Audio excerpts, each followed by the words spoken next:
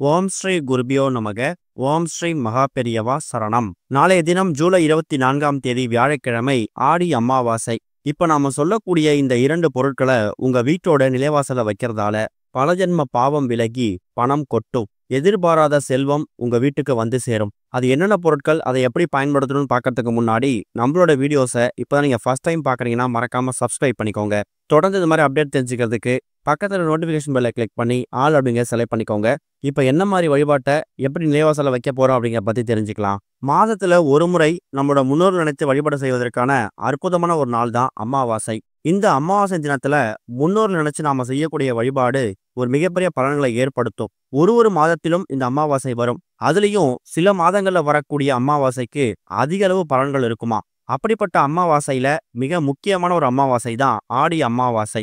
நாளைய தினம் நாம் முன்னோர்கள் நினைச்சு வழிபாடு செய்யறது மட்டும் இல்லாம இன்னும் சில விஷயங்களை செய்யும் போது நம்ம கிட்ட இருக்கக்கூடிய வறுமை நீங்கும், சுபிக்ஷமான வாழ்க்கை கிடைக்கும். பொதுவா அமாவாசை அப்படின்னு சொன்னதும் முன்னோர்களுக்காக விரதம் இருந்து வழிபாடு செய்யறது, முன்னோர்களுக்கு தர்ப்பணம் கொடுக்கறது, காகத்துக்கு சாதம் வைக்கிறது, குலதெய்வ வழிபாட்டுல ஈடுபடுறது, இது மாதிரி விஷயம் எல்லாத்தையும் வழக்கமா வச்சிருப்போம். பெற்றோர்கள் இல்லாதவங்க அவங்களோட பெத்தவங்களை நினைச்சு விரதம் இருந்து அன்றைய நாள் விரதம் இருந்து வழிபாடு செய்யும் போது நல்ல பலன்கள் கிடைக்கும். அது மூலயமா முன்னோர்களால் ஏற்பட்ட சாபமும் தோஷமும் நீங்கி அவங்களோட ஆசீர்வாதம் பரிபூர்ணமா கிடைக்கும். இது கூட நாம இன்னும் சில காரியங்களை சேர்த்து செய்யும் போது வாழ்க்கையில வறுமை அப்படிங்கிற பேச்சுக்கே இடமில்லாம போயிடும். இந்த வருஷம் ஆடி அமாவாசை ஜூலை 24ஆம் தேதி வியாழக்கிழமை அன்னைக்கு வந்திருக்குது. வியாழக்கிழமை அதிகாலை 3 மணி 6 நிமிஷத்துக்கு ஆரம்பிக்கக்கூடிய அமாவாசை திதி மறுநாள் அதிகாலை 1 மணி 45 நிமிஷம் வரைக்கும் இருக்கு.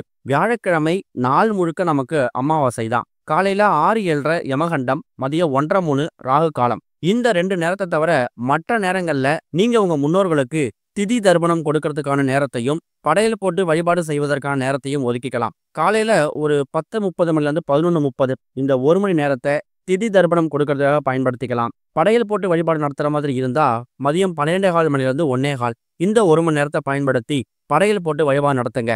அப்படி போட்டிருக்கக்கூடிய அந்த படையல் இருக்கக்கூடிய சாப்பாடை காகத்துக்கு உணவளிச்சுட்டு அதுக்கப்புறம் நீங்க சாப்பிட்டுட்டு விரதத்தை முடிச்சுக்கலாம். அது கூடவே யாராவது முதியோர்களை வீட்டுக்கு கூப்பிட்டு ஒருவேளை உணவு கொடுத்துட்டு அதுக்கப்புறம் நீங்க சாப்பிட்றதும் கூடுதல் விசேஷம். அப்படி சாப்பிடக்கூடிய அந்த முதியவர்கள் மூலயமா உங்களோட பித்ருக்கள், உங்க முன்னோர்கள் உங்க வீட்டுக்குள்ள சாப்பிட்டுட்டு உங்களுக்கு அருளாசி கொடுத்துட்டு போன பலனை அவங்க மூலயமா நீங்க பெற முடியும்.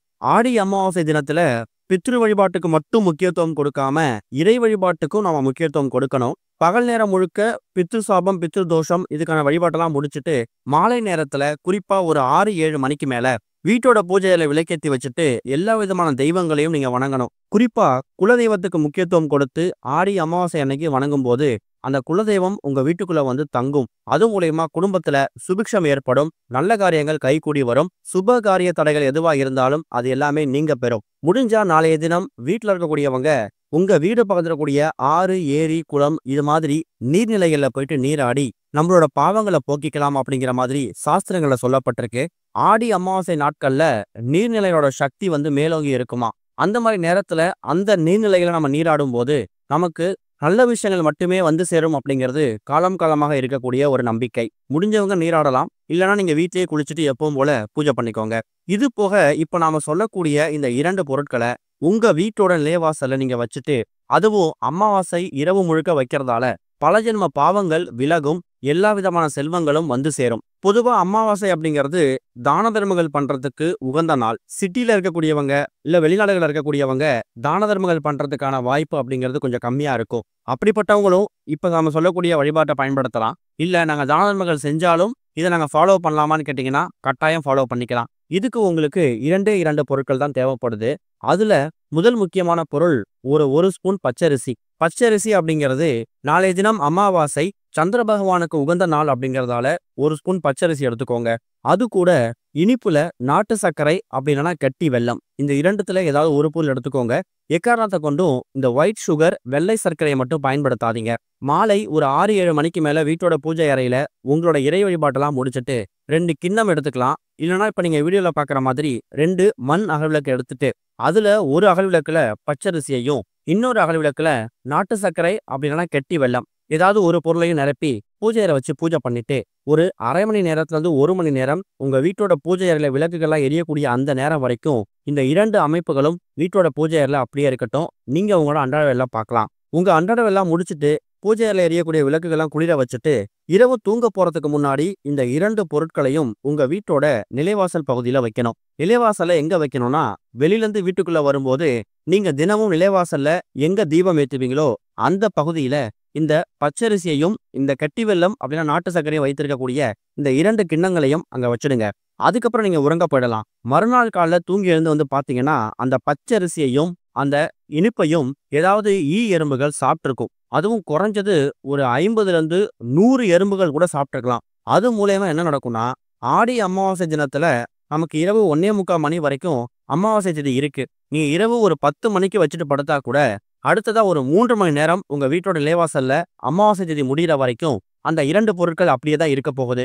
அந்த மாதிரி நேரத்துல அந்த எறும்புகள் குறைஞ்சது ஒரு 50 எறும்புகள் சாப்பிட்டா கூட அமாவாசை திதி அன்னைக்கு 50 ஜீவராசிகளுக்கு உங்க கையால அன்னதானம் செய்த ஒரு பலனை நீங்க பெற முடியுமா? சாதாரணமா ஒரு கோவிலுக்கு போயிட்டு ஒரு 50 நபர்களுக்கு என்னதான் நம்ம கிட்ட பணம் காசு இருந்தாலும் அதுக்கான நேரத்தை ஒதுக்கி அன்னதானம் பண்றது அப்படிங்கிறது சில நேரங்கள்ல நடக்க முடியாத காரியமா கூட இருக்கலாம்.